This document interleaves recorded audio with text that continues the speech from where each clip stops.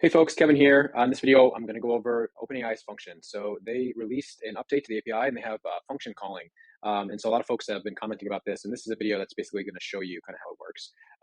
So I'm just going to show how it works really quickly. And then I'm kind of go over some of this documentation and some other things, but just to kind of get a sense for what's happening here. So I'm going to go to, I have this server and I'm going to run this. Actually, okay, so this is the result, as you can see here, of running a function. This is actually from the API documentation. So let's see how it works here. So here is the code. So it is very similar to the API kind of endpoint that you have with the addition of a function. And so here I have create a chat completion, the user, and the content is what's the weather like in Boston. So what I did at the start of this video is I changed this to this endpoint. You can see here is GPT 3.5 Turbo 1613. I'm assuming that's June 13th.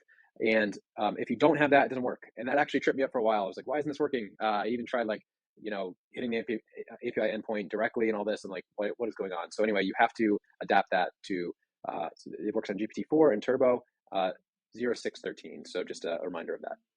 Okay, so now what is the function? So this is the basic structure of it.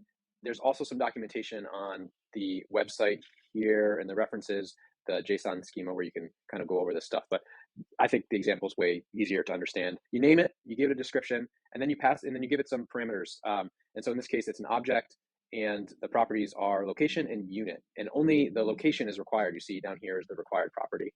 And I think this is pretty much anything. You can kind of look here into the guide and the schema, but I think you can pretty much kind of define your own schema here. And so in this case, the location is a string, and then you put a description of it, which is the city and state, San Francisco, for example, and then the unit, which is a string, and then you list an enum, Celsius or Fahrenheit, and the unit is not required. I'm assuming this, if you define this API, that'd be like a default or something. And so basically what happens is you call it, and that's what happened here. So when I call this, when I sent this to OpenAI's API, I said, the user said, what is the weather like in Boston? Well, OpenAI doesn't have access to the weather data, right? And so they're assuming that you have linked up with a third-party API, or you are the Weather Underground or some other API, and you can get that. And so here they're passing back a JSON formatted function call that you can hit your own API. So they say, here's the name, and then here are the arguments. So you just pass this right in to your argument. So that's pretty cool. That's the basics of it. I'm going to show you a more complicated scenario here of how this can work. So I'm just going to run it real quick, so then we can talk about how it's going to happen here. Docker. Okay. I created a couple of three very basic functions. Two of them are meaningful, and the third is just a stop completed function. So let's just talk about that one first. This one basically says I have a loop of an agent that goes through, starts a Docker container, and this just says that it's completed. And so that's it. It returns a Boolean is completed. And so that's the basic one. Now here's the two other functions. So I have two system functions that I'm passing to OpenAI. And I say, you have the ability to call this function, run a command in a container, and start a container. And so we can see here what I did. I said, here's a URL of a very basic repository that I have, the address book. And I said, run the address book repo. This is what is going to be passed to OpenAI, and run the start command and fix the code if it doesn't work. And then here's the URL. And then I have it looped through 7 times. All right, so let's see how this is going to work. Basically, it's going to say I passed in the system functions. So what are the system functions? Like I said, there's 2 of them. There's run command in container and start a container. And so I pass this in with my message that I want the user to that the user has. And so OpenAI says, okay, I can answer this question with my own knowledge, or I can run these functions and do the things that the user asked. So because the user asked for run the start command and fix the code, it knows to call these functions. So let's see that. All right, oh, it's still going. Yeah, because it has to clone and all this stuff. So let's just see what happened. I have some logs here. All right, so here's the get weather one we just saw. And here's the one, okay, so here's the first message that's passed to OpenAI. So here it is, it says run the address book repo, and then this is the response, okay? So it says, okay, I want to run a start command. So it says start a container with the container name of address book and the image of node. So this is something that I passed in that automatically. And I think this was probably not based on any reasoning. I'm not sure if it knew that this was a node package. Probably there's no way to know that. So that is something that we're gonna wanna basically provide the OpenAI with a little bit of context about what's in the actual package. So okay, so then it says, okay, container started, was fed back into the system. Now this is how you feed the information that came out of the function back into OpenAI.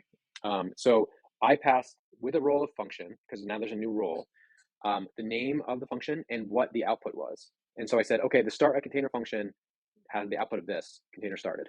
And then, so now the next thing, next loop iteration, it says, okay, run command in container. Let's just make this a little bit bigger here. Okay, so here it is, run command in container. So with the arguments of the container name is address book, and the command is git clone the repo, cd into the cloned repo, and then npm install and npm start. Okay, so it passed in, looks to me like the right command line command to run inside of this container. And so here it is, it's running. And then here you can see all the output of that, of running it. So it's installing the packages, blah, blah, blah. Here's all the packages that are being installed. And at the end of this, it returns back to the container, which we'll see. It's a little tricky because, you know, once things are running, I think the run right here. So it says the project is running on this port. You basically have to iteratively check the output of the container to see if the thing is running. Kind of this halt function. We don't know if it's actually continuing to run or whatever. And so I have this little function that I said is the container, or is the app running, and this is the output. Basically, I feed the output back into the language model and say, hey, is this running? And it looks like it says yes, it's running. And so that's fed back. If you see here, I fed back into run a container. It says the output is that it's running, and then OpenAI says, let's see, it seems the address book app is running successfully in the container. You can access it at here, and if you encounter any issues, then blah, blah, blah. So there's a way that we are looping through using functions API. The OpenAI API is figuring out which functions in a list of functions it can use, and then if you pass them back into the API calls in the form of messages, then it has context to that and can do some pretty complex thing. Here you see it's running a package in a container and basically looking for the output. And if there's any errors, it could potentially work through those also if you pass those back in. So pretty powerful stuff. I will post all this code to GitHub so folks can have access to it. This right here is just like a very simple loop of looping over the API calls to OpenAI to spin up a Docker container and run whatever package, clone and run whatever package you want. So I hope folks find that helpful. Thanks.